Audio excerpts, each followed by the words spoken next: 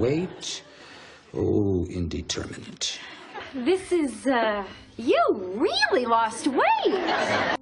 Dragi mei prieteni, ca un simplu avertisment îmi doresc să vă anunț că lucrurile din acest eveniment, din acest masterclass nu vor fi comod de văzut sau de auzit și nu este dedicat celor mai sensibili care încă mai folosesc sau își mai cumpără acele produse plastificate și frumos prezentate de prin magazine, ci acest masterclass este dedicat și specializat acelor care au în ei înțelepciunea să aibă grijă prin metode curate, armonioase, naturale de templul lor fizic primit, unde însuși acest suflet al nostru coexistă pentru propria noastră sau pentru propria lui educație.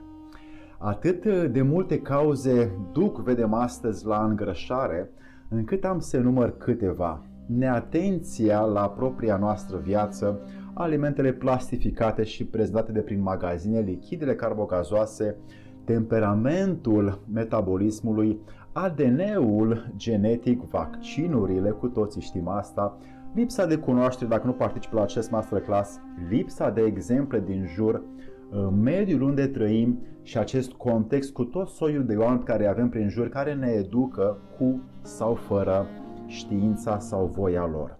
And I want to keep that weight off.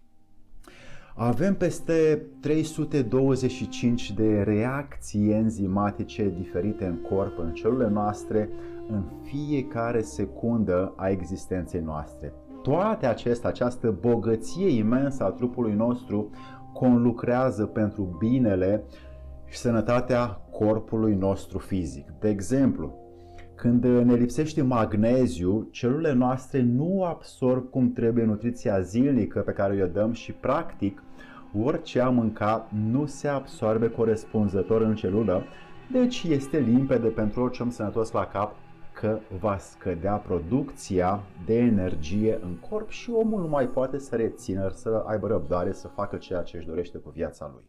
That's all I used to think about was weight. Slăbitul este un proces de detoxifiere, de curățare prin mai multe procese necesare și măsuri alimentare pe care le vom aduce așa frumos și interesant la suprafață în masterclassul din linkul de mai jos. Oamenii, așa, din cercetările și investigațiile mele de prin toate colțurile lumii, pot fi grași din două motive. Cam 10% dintre ei sunt aceia care adună, care acumulează prin masă musculară, prin carne, prin masă musculară tonifiată, care înseamnă hrană proteică excesivă, unde corpul adună și este puternic. Iar 90% sunt aceia care acumulează țesut inert sau gras sau grăsime evidențiată în exterior, care atârnă cumva așa ca strat dermal și subdermal. Ei bine, acest țesut inert sau gras sau mort de prin corp este în mare parte format din celule care și-au devărsat conținutul, mai ușor spus, mai simplu spus, au explodat și conținutul lor s-a împrăștiat de jur împrejurul celulei.